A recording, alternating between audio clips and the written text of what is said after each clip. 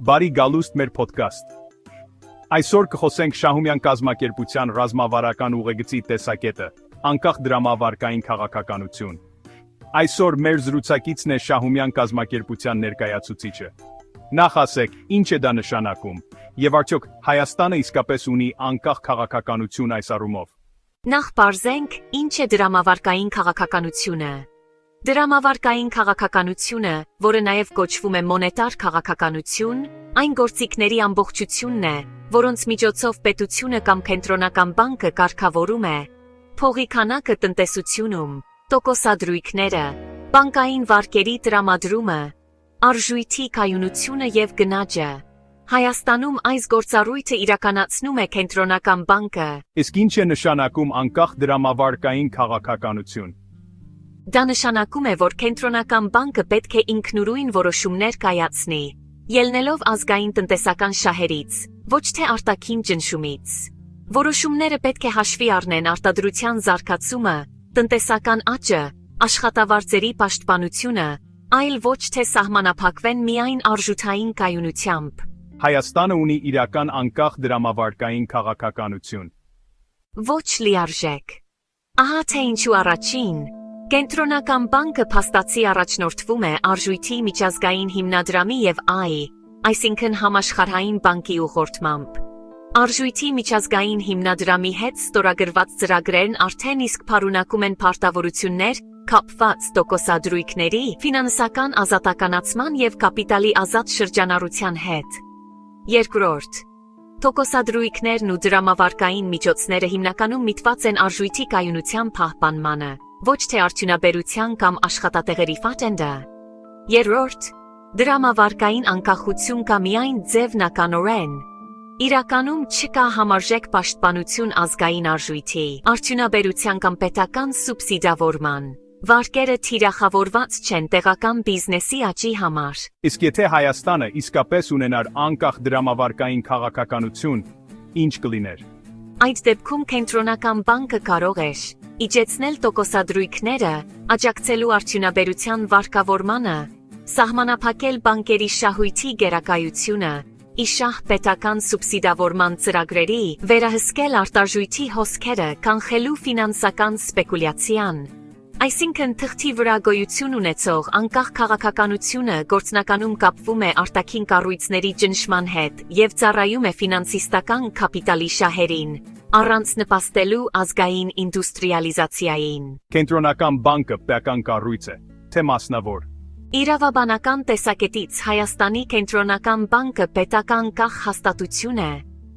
Այն պատկանում է պետությանը, բայց գործում է օրենսդրորեն անկախ կառավարությունից համաձայն կենտրոնական բանկի մասին Հայաստանի Հանրապետության օրենքի։ Սակայն սա դեռ չի նշանակում, որ այն ծառայում է ազգային պետական շահերին։ Եվ հենց այստեղ է հարցի բուն բովանդակությունը։ Իսկ գործնականում ում շահերն է սպասարկում կենտրոնական բանկը։ Թեև կամն ֆորմալ պետական կառույց է, իր գործելաոճով այն հաճախ սպասարկում է ոչ թե ազգային տնտեսության, այլ ֆինանսական շուկաների, բանկային սեկտորի, արժույթի միջազգային հիմնադրամի եւ գլոբալ կապիտալիստական համակարգի շահերը։ Սա կարելի է անվանել ֆորմալ պետականություն, բայց փաստացի նեոլիբերալ քաղվածություն։ Կարող եք բերել օրինակներ։ Իհարկե, առաջին, բանկային համակարգում ԿԲ-ն պաշտպանում է կոմերցիոն բանկերի շահույթը, ոչ թե քաղաքացիների կամ արտադրության շահը։ Արդյունքում բանկերը ստանում են տարեկան տասնյակ միլիարդների շահույթ, իսկ վարկերը մնում են թանկ։ Երկրորդ, տոկոսադրույքներն ուղղված են ոչ թե արդյունաբերության խթանմանը, այլ գների կայունացմանը, ըստ արժույթի միջազգային հիմնադրամի ուղեցույցների։ Երրորդ, ԿԲ-ի հիմնական ռեսուրսները, պահուստները ներդրվում են միջազգային շուկաներում, ոչ թե տեղական տնտեսության մեջ։ Իսկ ինչ նպատակով է կենտրոնական բանկը օգտագործում տոկոսադրույքները։ Կամն սահմանում է հիմնական տոկոսադրույքը, վերաֆինանսավորման տոկոսը, որով առևտրային բանկերը վարկ են ստանում իրենից։ Եթե ԿԲ-ն բարձրացնում է այդ տոկոսադրույքը, վարկերը թանկանում են ամբողջ շուկայում։ Եթե իջեցնում է, վարկերը էժանանում են եւ շրջանառվում է ավելի շատ գումար։ Արժույթի միջազգային հիմնադրամի մոդելի համաձայն, KI հիմնական գործառույթը պետք է լինի քննաջի վերահսկումը։ Իսկ Հայաստանում ինչ է ստացվում այս մոդելի կիրառման արդյունքում։ Վերցնենք օրինակ 2022-ից մինչև 2023 թվականները։ Այդ ժամանակ KI-ն բազմիցս բարձրացրեց տոկոսադրույքը, հասցնելով այն մինչև 10.75%։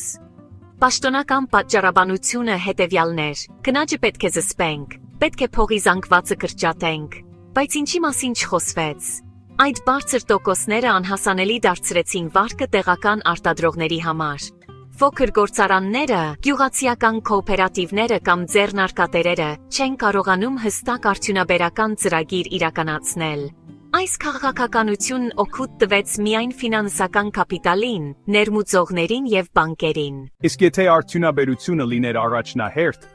ինչ կլիներ։ Այդ դեպքում KI-ն կասեր. քննաջը կկառավարենք այլ գործիքներով, բայց տոկոսադրույքները կմնան ցածր տեղական արդյունաբերության համար հասանելի լինելու նպատակով։ Օրինակ, գյուղատնտեսական արտադրողներին կամ տեխնոլոգիական սկսնակ ընկերություններին տրվող վարկերի տոկոսը կսուբսիդավորվեր։ KI-ն կառաջարկեր արդյունաբերական բանկերի ձևավորում, որոնք կվարկավորեին կոնկրետ արտադրական նախագծեր։ Իսկ ինչ են կոմերցիոն բանկերը և ինչու չեն տրամադրում վարկեր արտադրությանը։ Կոմերցիոն բանկը մասնավոր ֆինանսական հաստատություն է, որի հիմնական նպատակը շահույթ ստանալն է։ Նրանք ունեն բաժնետերեր, և իրենց նպատակն է եկամուտ ապահովել այդ բաժնետերերի համար։ Հայաստանում կոմերցիոն բանկերի օրինակներ են ԱԿԻ, Արարատ բանկ, Ամերիաբանկ, Ինեկոբանկ և այլն։ Նրանք չեն տրամադրում արտադրական վարկեր, որովհետև արտադրությունը բարձր ռիսկ ունի։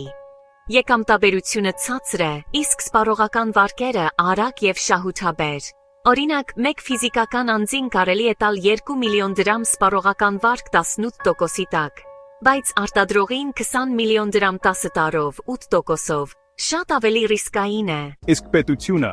որևէ երաշխիք տալիս է բանկերին այս հարցում։ Այո, Հայաստանում որոշակի երաշխիքային մեխանիզմներ կան, բայց դրանք սահմանափակ են։ Օրինակ, գյուղատնտեսության սուբսիդացված վարկեր կամ փոքր և միջին բիզնեսի վարկեր։ Սակայն դրանք հիմնականում կարճաժամկետ են և չեն վերաբերում լուրջ արդյունաբերական ներդրումներին։ Բացի մեկը, կա անբավարար քաղաքական կամք։ Պետությունը չի կառուցում համազգային արդյունաբերական ռազմավարություն, որտեղ բանկերը կունենային հստակ երաշխիքներ և կստեղծվեր արդյունաբերական վարկավորման ցանց։ Իսկ եթե պետությունը երաշխավորում է բանկի տրամադրած վարկը, ինչպիսի վտանգներ են առաջանում։ Վտանգները մի քանիսն են։